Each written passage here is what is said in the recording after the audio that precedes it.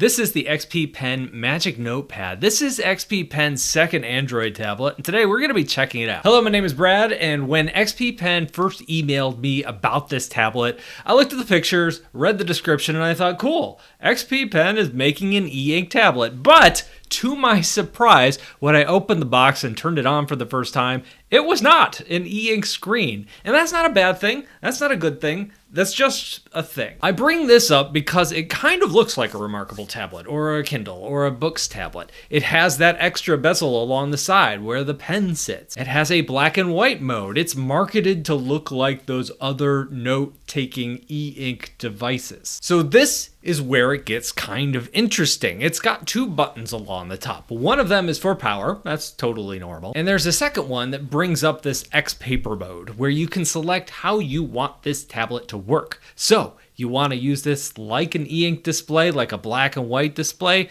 you go to ink paper mode, turns that screen to black and white, has a fancy animation and everything. And now you have a normal Android tablet that looks like an e-reader, like a Kindle or something like that. You can also go into light color mode, which is designed to look like a color e-ink display, which is to say the colors look kind of washed out. And there is a natural color mode, which is a full color standard LCD Android tablet looking screen. So I'm not sure what to make of this device, so I'll start out here. It's a pretty good Android tablet. In full color mode, the screen looks okay. It's not great, but it's fine. You have XP Pen's pen, which comes packed in. It is awesome. It's so good to draw with. And any Android app that you want to download and use, you can download and use on this tablet. So if you are looking for an Android tablet with a good pen, ta-da! Here you go. You're all set. And as I said before, this is marketed as a note-taking device. So the pen is also just as good for note-taking as it is for drawing.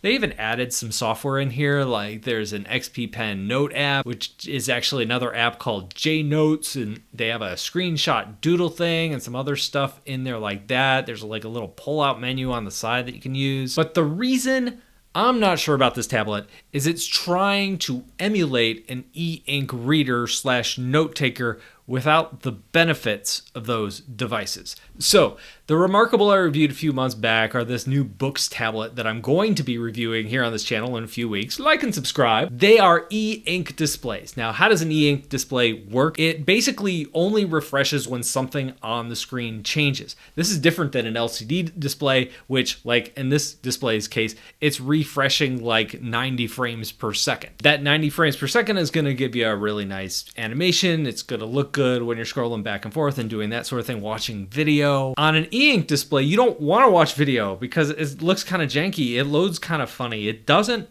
look good. And over the last few years, they've been adding these like color e-ink screens that work kind of the same way, that really low refresh rate. But on those, one of the big trade-offs there is the colors really don't look very good on those. Those also kind of look janky. In fact, I think the color ones look worse than the black and white things. But people put up with the limitations of e-ink displays because in return, you get truly great battery life. I can leave my old Books tablet in the drawer for months at a time, literal months, and when I turn it on, it powers right up. What draws the most from your battery on your tablet is your screen, how bright it is, how often it's refreshing, that sort of thing. So if you use an e-ink tablet all day, every day, you only still have to charge that thing up like once a week. And since it doesn't take a whole lot of battery to power them in the first place, oftentimes they just squeeze a smaller battery in there, which means they can make these things like crazy thin. They can make them lighter than a normal tablet. So it's great for a notebook that you just want to carry around. Also, because of that super low refresh rate, these are easier on your eyes. Like a lot of people get eye strain if they're using a tablet, like for reading or using a screen for a long period of time.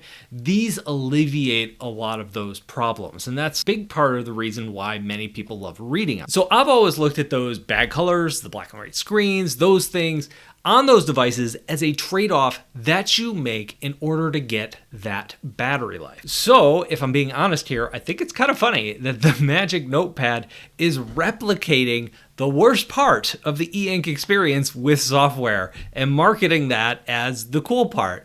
And when I saw that, I thought, Am I getting old? Am I missing something here? And the answer to both of those questions are yes, I am getting old and I probably am missing something here. Because the Magic Notepad has the same battery life as a normal Android tablet. It's also going to give you the same kind of eye strain as a normal Android tablet if you get eye strain from reading on things like this. Now that battery is going to last you a good amount of time, right? You're still going to get 6 to 8 hours of use out of this, maybe 4 or 5 days of standby time. Again, this is not bad for an Android tablet. It's really not comparable though to other e-ink tablets out there. I also haven't noticed any improvement in the battery life if I am switching between the black and white mode, the more subtle color mode, or just the standard normal color mode. They all seem to drain the battery kind of at the same pace.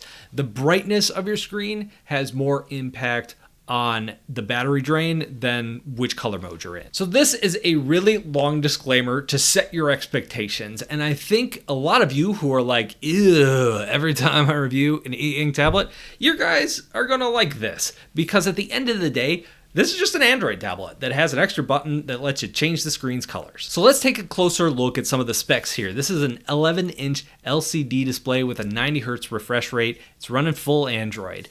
At a resolution of 1920 by 1200, we also have 128 gigabytes of storage, 6 gigabytes of RAM, and a MediaTek Helio G99 processor. It's a solid little budget processor. So what we're talking about here as a tablet as a whole is we don't have super special specs. They're just good enough to get the job done. There's a 13 megapixel front-facing camera here, but there's no rear-facing camera.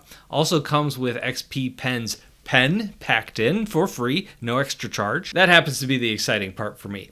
Even though they're marketing this as a note-taking device, this stylus is great for drawing. It's battery-free. Really super smooth lines, great pressure sensitivity. The palm rejection is really good. If you do have a problem with palm rejection, like leaving extra marks on your canvas or something, most drawing apps nowadays on Android will allow you to go in and turn off any kind of hand stuff, so that way it's only going to pick up the pen. Another thing you may experience here is the pen tip being off just a little bit from where the cursor appears on the screen, just by a few pixels. And a lot of apps like Clip Studio or iBest Paint X will allow you to go in there and adjust where that is appearing, so that way you can get that precision you're looking for on this tablet. And it's worth noting there's a matte texture on this display too that gives your pen a little bit of resistance while you're drawing, something that I really like but is really hard to find on an Android tablet. The XP pen experience is one of the best drawing experiences you are going to find anywhere, especially on Android. I talk a lot about the Samsung S Pen because I really like the Samsung S Pen. This is just as good, but I'd place it just a touch higher here. And the reason is I would much rather draw on this textured screen than a smooth glass screen.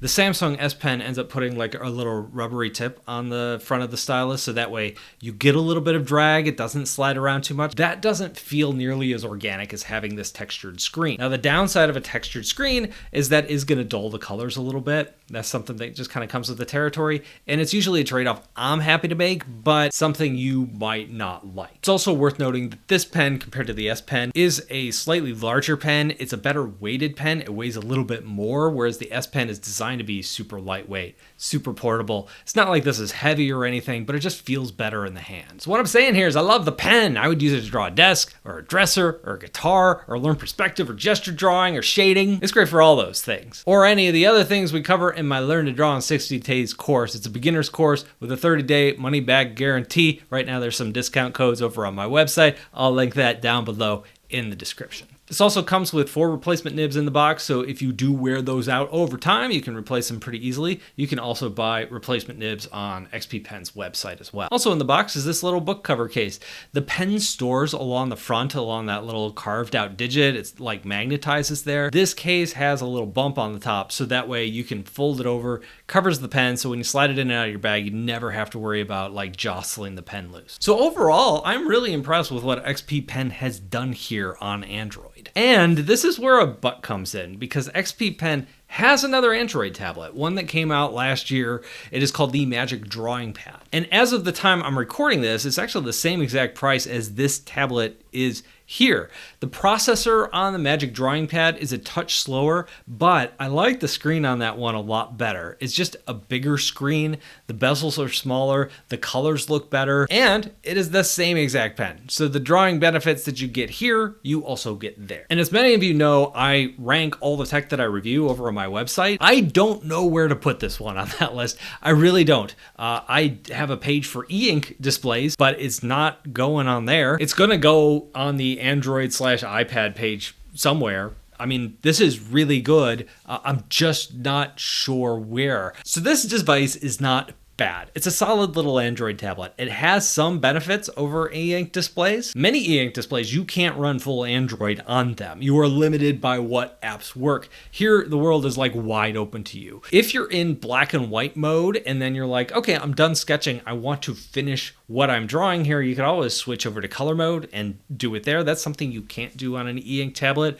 or if you could, the colors are just gonna look way off. It's not good for that. It just feels like you can do more on this tablet than you can on most e-ink tablets. As long as you understand what this is and what this isn't, you should be in good shape. But what do you think? Let me know down below in the comments. Thank you all for watching, and I'll talk to you in a couple of days.